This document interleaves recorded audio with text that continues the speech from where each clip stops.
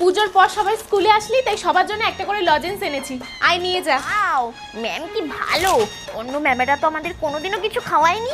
আচ্ছা শোন, বলছি কি, শুধু লজেন্স না, ঠিক আছে, তোরা আজকে টিফিন টাইমে ক্যান্টিনে গিয়ে যে যা খুশি তাই খাবি, যে যা খুশি, টাকাটা আমি দেব, ঠিক আছে, আমার তরফ থেকে থাকবে।